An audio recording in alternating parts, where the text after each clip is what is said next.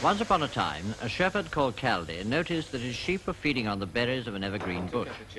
A moment later, he stared open-mouthed as the sheep began to dance and frolic and leap about.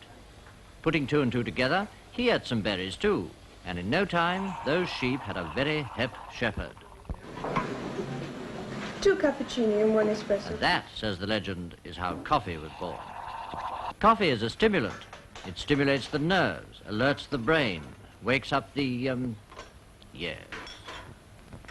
And coffee is big business.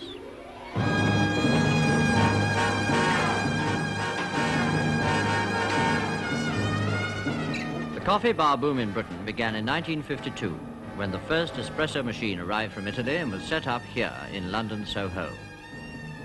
Would-be millionaires were quick to jump on the bandwagon, now the coffee wagon. Being able to count, they reckoned a cup of coffee costing 2p to 2.5 halfpenny to make could be sold for 9p to 1 6, according to the trimmings. But it didn't work out like that. For every 3 coffee bars that opened up, 2 closed down. Soon the get-rich-quick boys were wondering what had hit them. Lesson 1, overheads are high. They reckon that if a character sits for half an hour over 1 cup of coffee, his share of the rent, heat, light and service mount to the point where the management is paying him. Half an hour, some of them will sit here all night if you give them half a chance, and then complain their coffee's cold at the end of it. And that's how it is that most places sell food as well. There's many a man who thought to make his fortune from a sack of ground-up berries and a good head of steam, and ended up slaving over a hot spaghetti bolognese. Lesson 2 could have been learned from the old-style coffee houses of London. Stick to 1 class of customer and keep the rest out. A square in the wrong hole is just not dug, even by the jukebox.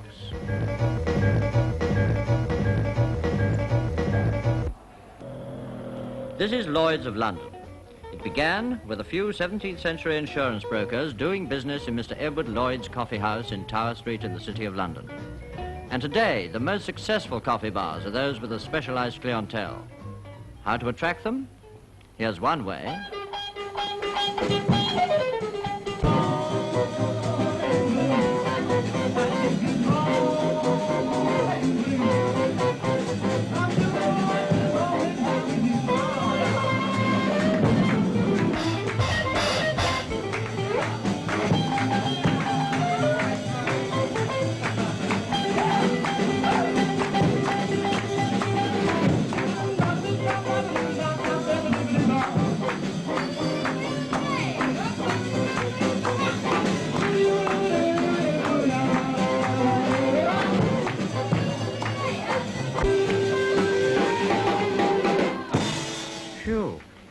Let's slip out, shall we, for a quiet cup of coffee.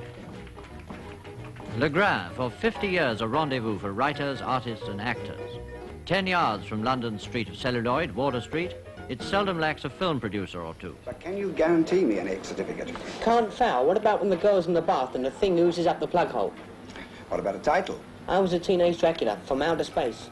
Many a novel or play has been written on these hallowed tables. 30 years ago, famed poetess wrote, "I have measured out my life with coffee spoons." Budding actresses sit around quite a lot. There's always a chance you might hear of something. The audition, so you know the acting. Hello, girls, all right? Oh, by the way, there's an audition for dancers at Max Rehearsal Room. Started 15 minutes ago. Sorry, over 5'4" only. Oh. Never mind, girl. Some prefer to serve in coffee bars rather than sit in them. For one thing, there's the chance that an agent or producer will spot the star behind the apron. And for another, well, listen to Mary. I have to earn my own living, and at the moment I can't do it from acting alone, so coffee bars are the perfect answer. You can work as many nights a week as you like. I do about 4, and with my wages, which are 12 and 6, and tips, I can get about £6 a week, which keeps the wolf from my door. Whether you come from Mayfair or Milan, a coffee bar is a very good place for learning English. Rabbit? Crime. I said to my trouble and strife, consider Rabbit and Paul. I said, hold your box of toys. I'm going out here to get a cup of you and me. Come down here, no you and me, coffee. Come on, what coffee too? Coffee? Gee. Most coffee bars advertise in vivid neon lights, but London has one invisible coffee house, Soho's The French. From the outside, apparently nothing but a newspaper shop.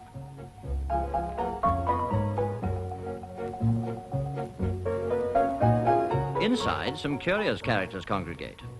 Ironfoot Jack and his retinue, the self-styled King David.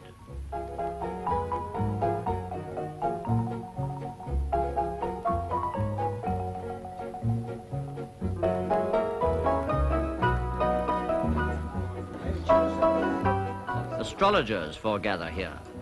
Yes, you must know the birth time to within a few It minutes. seems to me that you're just juggling with a lot of figures. A map is a complete Well, whole. you'll work it out and you'll see the planets go through the Look, houses. a map is a complete whole, and you can't just pick one piece out and sort of progress it through umpteen... Some coffee bars have had curious beginnings. A left-wing journal, the ULR, couldn't make ends meet and hit on the idea of making coffee pay for the printer's ink. Hence the Partisan, where university students and other assorted eggheads meet to put the world right, or more often left. Excellent practice for the game of politics.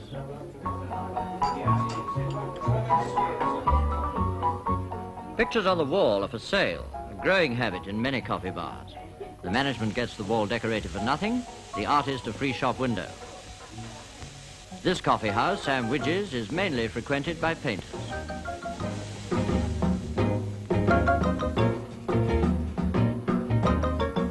One or two, without the price of the cup, have left paintings behind in payment. Frankly, I'd rather have the money. You could be wrong. Remember Van Gogh and the young Picasso.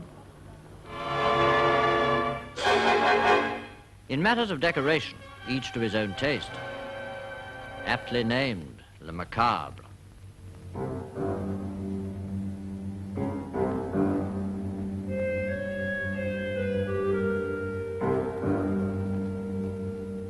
Oh, look, they have the grave, the dead march, and the dance macabre. Oh, that sounds ever so nice.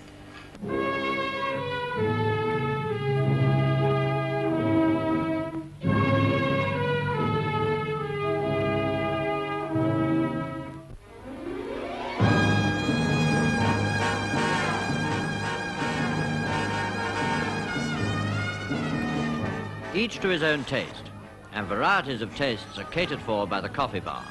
These bright or dim, fanciful, imaginative new additions to the British scene. See you again soon, looking at life. In the meantime, what about a nice cup of tea? Tea? Did you say tea?